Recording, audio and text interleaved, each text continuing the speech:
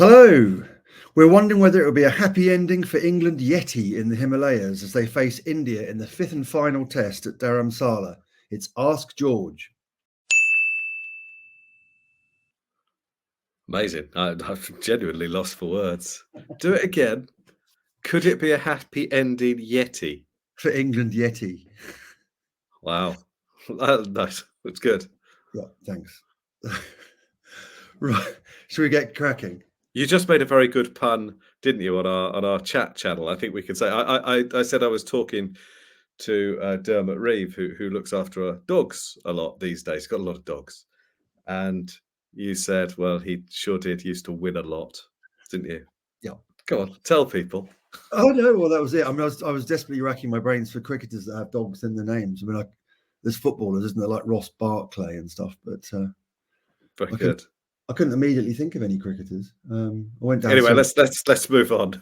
Oh, you brought it up, so I did. there were several lines of pursuit on that one. But Dermot Reeve, that's going to be a very good feature in the Cricketer magazine, April issue with the wall chart out next month. So yeah, that's going to be good, isn't it? You're going to file your copy for that in a minute. Now let me just find something that I need to seamlessly blend into the video here, because we'll be producing these videos from every day of the 5-test series between India and England, and you can submit your questions via our social media channels at any time during the test using the hashtag #AskGeorge. Remember, you can read all of George's exclusives from England's tour of India and more by subscribing to the Cricketer's digital offering for only £3.99 a month. Just follow the link in the video description. Right, here we go. I think this is a new one today. Ariaclast asks, only the first series loss of the Stokes-McCullum era, or haven't won a series since 2022? Glass half full or glass half empty? I think it can clearly be both, can't it? This is the whole thing about not judging things in completely binary terms. That you can look at it and have different emotions at the same time. But yeah, I think the point we made in a previous edition is that the win-loss ratio of this side since McCullum and Stokes were united is actually the same as the England side before COVID, going into COVID. You know, it's something like 63%-ish of games that they're winning. So everything was skewed by the results during COVID. And I'll say again, Australia didn't play any away tests during COVID, and England played series in India and Australia, among other places.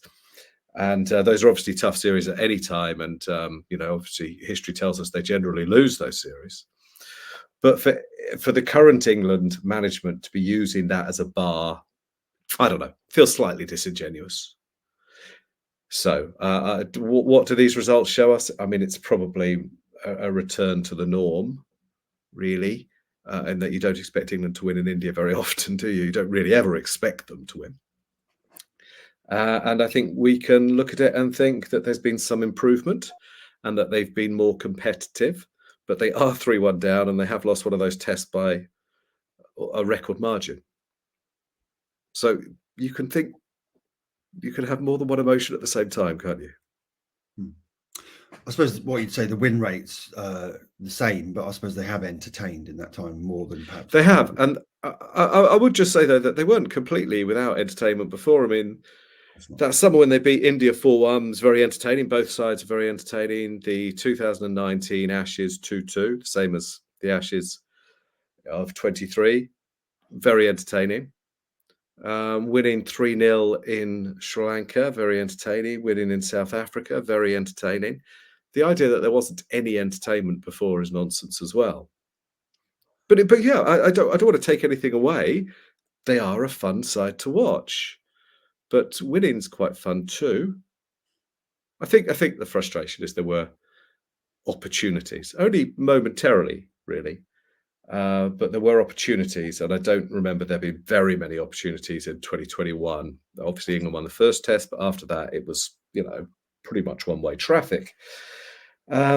Ultimately, though, as I said last time, India have snatched those opportunities away from England. I don't really think that England have given them up. I certainly didn't think they did over the course of the series there. But there have been some moments, and Joe Root's reverse scoop attempt would be one of them. Olly Robinson missing a catch in the field, another one. But they're tiny moments, and India could point to 50 similar moments when things could have gone their way even more. Yeah, it's going to be very hard to claim any sort of moral victory if it's 4-1. Yeah, well, I say that we've written about it before, haven't we? But I mean, there's more than one way to skin a cat, is it? I mean, it's a bizarre thing to say. No, but I know you're a dog lover, but why even allude to skinning cats? It's just there must be a more modern expression. I think somebody got in trouble for saying it. Actually, I must be careful. I'll be cancelled. But you know, I mean, yeah. I'd love you to be cancelled for your comments about skinning cats. Yeah. Are you encouraging the youth to skin cats? Is it skin a cat or skin a rabbit? What's the expression? There's enough room to swing a cat. Now you want to swing cats around. You swing a cat and skin a rabbit, isn't it? I don't know. Anyway, I get my. God, it's a brutal world you live in. I don't. Next one. Background noise. How would you rate England's performance relative to their last tour of India and relative to other nations' recent tours of India? I'm just going to do it relative to England's last few tours, and it feels more competitive than it was in 2021 and in 2016. But it is 3-1 with one to play, and this does feel like setting quite a low bar. But, you know, India are a real tough side to beat, particularly in India, but there were opportunities and they are not at full strength. So it's one of the takeaways. It's a reminder of how strong India are, but we knew that. And I think it's fair to see some improvements. Would you agree with that? That some of England's methods are working for some of their players.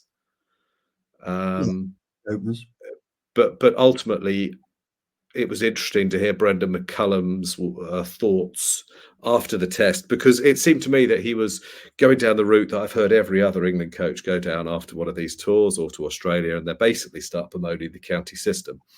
And they're right. You know, you and I, we love county cricket, but just give it a chance. Just give it a chance to produce spin bowlers. Play it in the middle of the summer.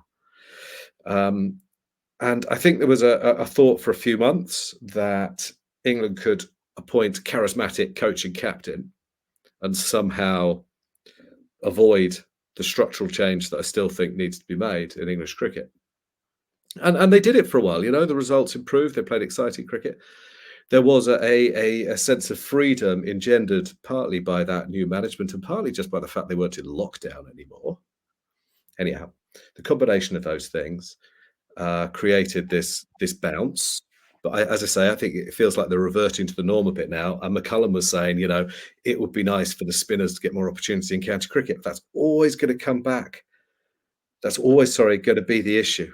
We're always going to eventually have to look at the structure. And I don't think anyone's brave enough to really confront what needs to be done. And I don't think it's that difficult. But, you know, there is the 100 is in the middle of the season. Doesn't matter if it's the 100 or any sort of T20 competition. By the way, T20 generally, right around the world now, whether it's the PSL, the ILT20 or whatever, does it feel like something to be investing heavily in? Or does it feel like we're almost at saturation point? Just a thought. Don't have to do things the same as everyone else. Could be differently. It's a false economy, isn't it? Because I've always found this, that they're saying county championship doesn't make any money. Well, county championship makes players for the test team, and the test team does make the money. It's the lion's share of the Sky TV contract. So that is true, and it's a point that needs to be made. It's a bit like saying schools don't make money. Yeah, it's like saying the schools or the National Health Service don't make money. Well, not if you look at them in a very narrow way, but if you want your children to be born alive and grow into people and be educated and then make money and be useful, you know, you see things in a slightly more holistic sense. Yes, people who say that the county championship is subsidised and doesn't make money are either idiots or don't understand the system. It is far too simplistic to say it doesn't make money.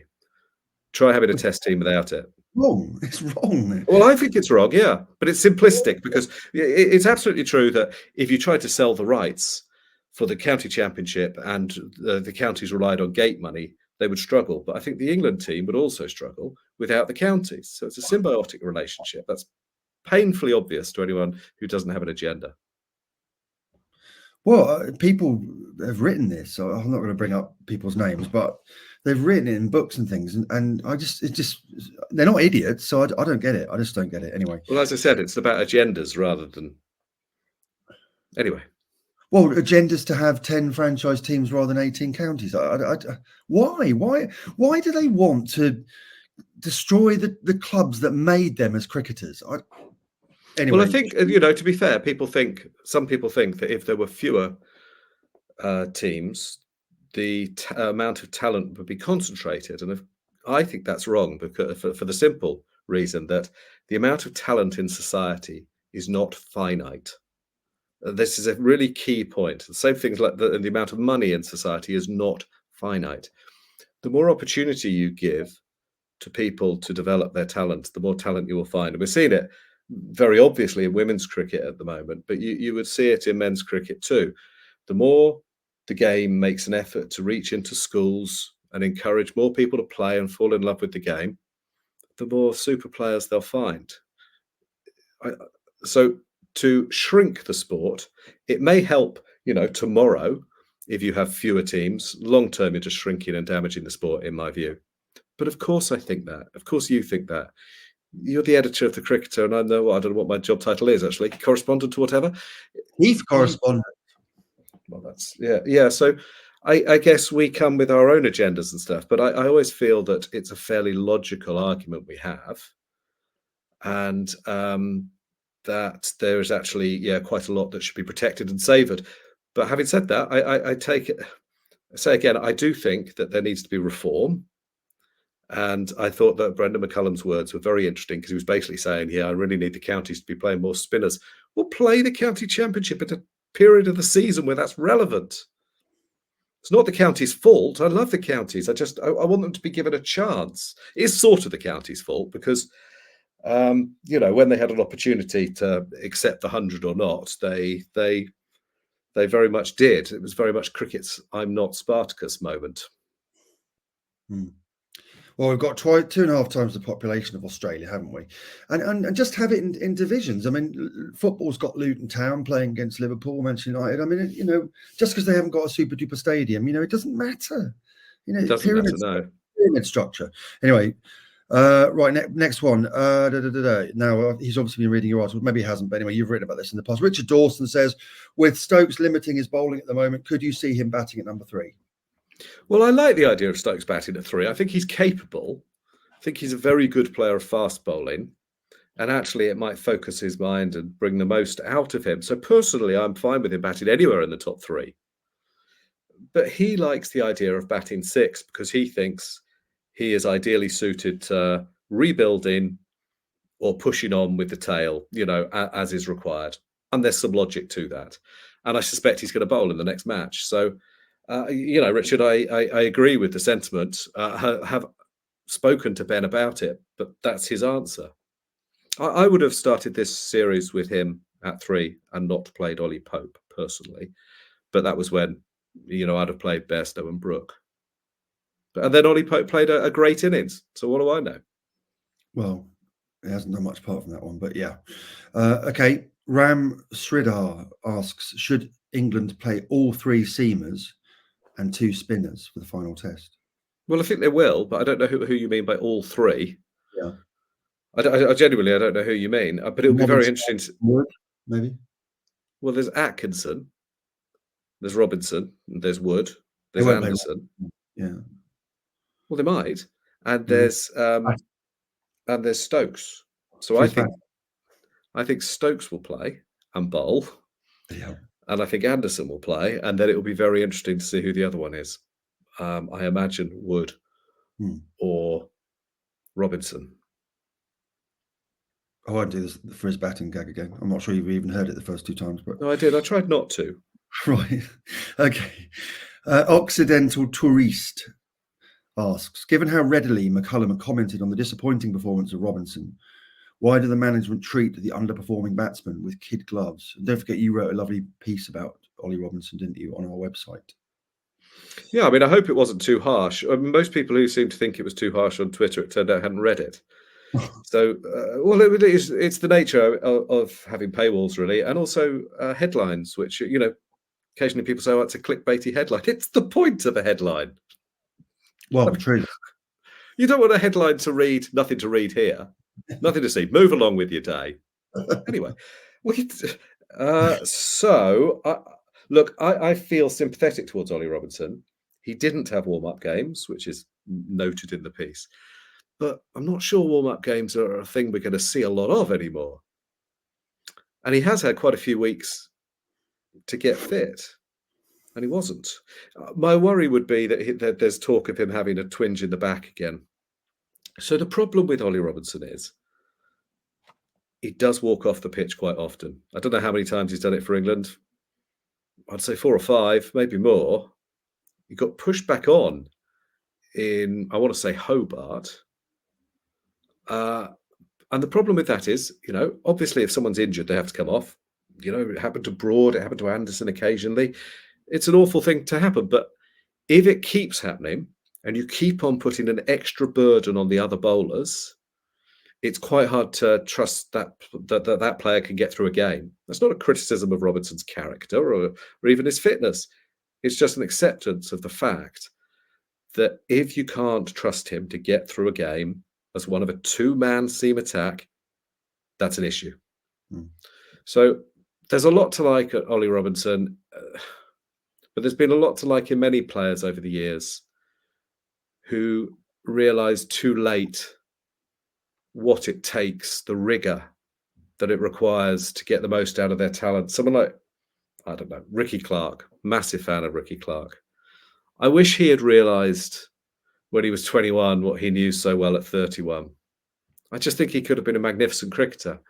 And you'll all be able to think of many other examples. Jimmy Ormond, I suppose. And some players are just unlucky. I always thought if Alan Eggleston had been fitter for longer, he could have had a really decent Test career.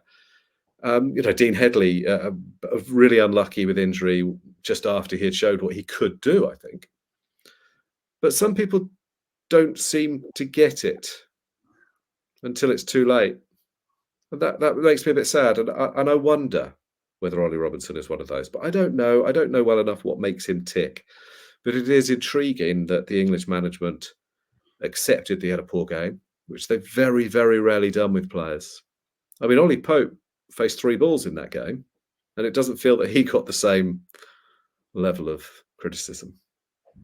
I do think it's a side run by batters, and they are attuned to the mentality of batters. It's unthinkable that if a batter had one bad test, they'd be left out. But Olly Robinson, it is, isn't it?